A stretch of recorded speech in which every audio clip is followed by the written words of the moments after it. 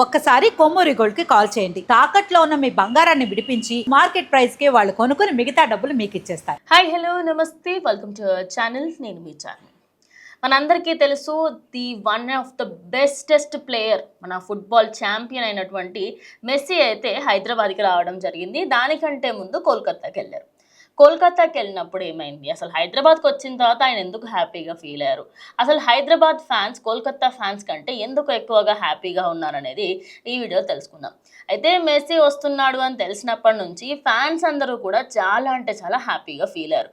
నిజానికి మనలో చాలామందికి కామెడీ విషయం ఏంటంటే, ఫుట్బాల్ మ్యాచ్ అనేది అసలు ఇండియన్ టీంకో ఫుట్బాల్ మ్యాచ్ ఉంది, ఫుట్బాల్ టీం ఉంది అనేది కూడా చాలామంది తెలియదు. కానీ మెస్సీ గురించి అందరికీ తెలుసు. ఫుట్బాల్ చూసే ప్రతి ఒక్కరికి మెస్సీ అంటే చాలా ఇష్టం ఉంటుంది. ఎందుకంటే ఆయన గోల్స్ అన్ని వేశారనమాట. ఇలా ఆయన గురించి చెప్పుకుంటూ పోతే లిస్ట్ అనేది చాలా పెద్దగా ఉంటుంది. ఇక కోల్కతా విషయానికి వెళ్దాం. కోల్కతాలో ఆయన ఒక స్టేడియంకి వెళ్ళడం జరిగింది.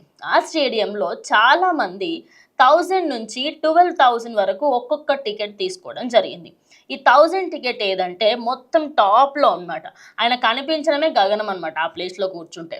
నెక్స్ట్ సీట్ వచ్చేసి కింద మనకి విఐపి తర్వాత మనం కూర్చునే సీట్స్ అవి 12,000, 13,000 అంతవరకు కూడా అమ్మారనమాట.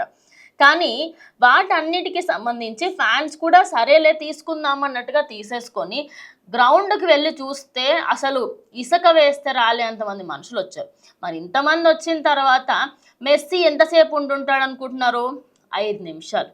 5 నిమిషాలలో పోనీ ఆయన మొహమన్నా కనిపించిందా అంటే ఆ పుణ్యం కూడా లేదు.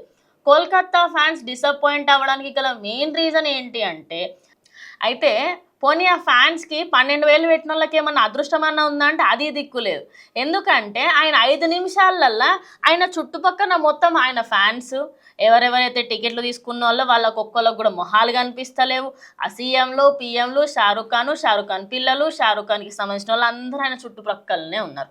అయితే ఇది చూసిన ఫ్యాన్స్ అందరూ, అరే మరి మేము 12,000 కట్టినాం కదా, మరి మా పరిస్థితి ఏంది, మేము కదా ఫ్యాన్స్ ఆయనకి, మీరు అందరూ అసలు ఎందుకు ఆయనకు అడ్డంగా ఉన్నారు అని చెప్పేసి ఫుల్ అంటే ఫుల్ ఇరిటేట్ అయిపోయారు.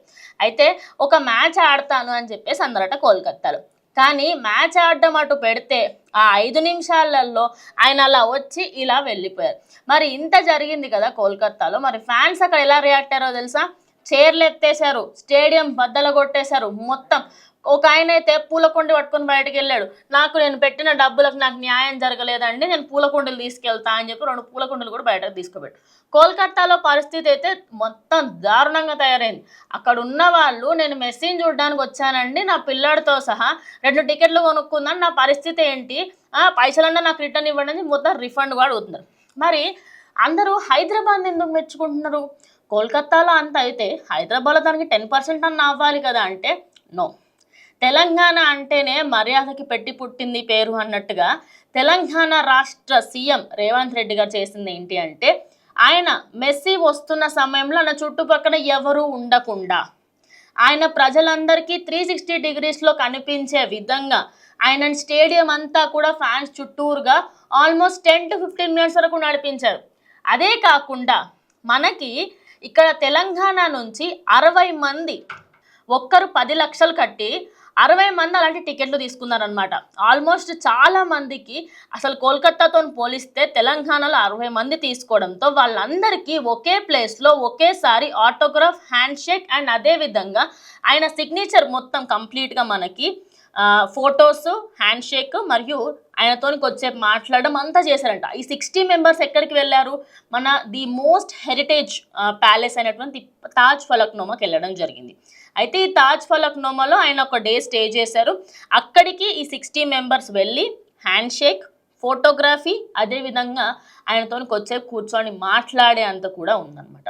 మరి తెలంగాణ రాష్ట్ర సీఎం ఇవన్నీ చూసుకున్నారు. అదే కాకుండా డబ్బు ఖర్చు పెట్టిన వాళ్ళకి, అరే నేను ఖర్చు పెట్టిన దానికి న్యాయం జరిగిందిరా అని గుండెల మీద చేసుకొని చెప్పుకునే విధంగా చేశారు. ఇప్పుడు అందరూ కూడా ఎందుకు తెలంగాణని మెచ్చుకుంటున్నారంటే, కోల్కతా గవర్నమెంట్ ఎక్కడైతే ఫెయిల్ అయిందో తెలంగాణ గవర్నమెంట్ అందులో మేము ఎప్పటికైనా ఫెయిల్ అవ్వము, మేము ఏదైనా చెయ్యాలి అనుకుంటే ఖచ్చితంగా చేస్తామని చూపెట్టారు. చాలామంది 150 కోట్లు పెట్టినో 200 కోట్లు పెట్టినో ఏం చేయడానికి, ఆయన వస్తే ఏంది మాకు రాకపోతే ఏంది అనుకున్నారు. కానీ ఆయన వచ్చినందుకు తెలంగాణ రాష్ట్రానికి సంబంధించి తెలంగాణ రాష్ట్రం మారుమోగిపోయింది. ఆయన ఉప్పల్ స్టేడియంలో నిల్చొని నేను హైదరాబాద్కి వచ్చినందుకు నేను చాలా హ్యాపీగా ఫీల్ అవుతున్నాను, ముందు వెళ్ళిన కోల్కతాలో మాత్రం నాకు చాలా ఇరిటేటెడ్గా అనిపించిందని చెప్పి మీడియా ముందు అఫీషియల్గా చెప్పారు. అంటే తెలంగాణకి సంబంధించి ఇది ఫస్టే కాదు, దీనికన్నా ముందు కూడా మిస్ వరల్డ్ కాంపిటీషన్స్ అయినప్పుడు మిస్ వరల్డ్ కాంపిటీషన్స్ అయితే మాకెందుకు అయ్యా అని చాలామంది అన్నారు. కానీ మిస్ వరల్డ్ కాంపిటీషన్స్లలో మన తెలంగాణ ఫోక్ సాంగ్స్ని ప్లే చేసి ఇతర రాష్ట్రాలకి సంబంధించి ఇతర దేశాలకు సంబంధించిన అమ్మాయిలు మన మిస్ వరల్డ్ కంటెస్టెంట్స్ అందరూ డాన్స్ చేయడం జరిగింది. ఇలా చెప్పుకుంటూ పోతే తెలంగాణ రాష్ట్రంలో చాలా మంచి జరిగింది.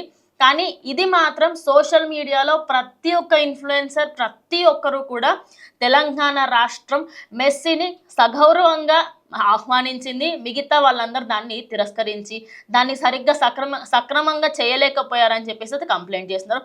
మరి మీరేమనుకుంటున్నారు? హైదరాబాద్ అండ్ కోల్కతా ఈ రెండు విషయాలలో ఎవరు కరెక్ట్ చేశారు ఏంటనేది కమెంట్ చేయండి.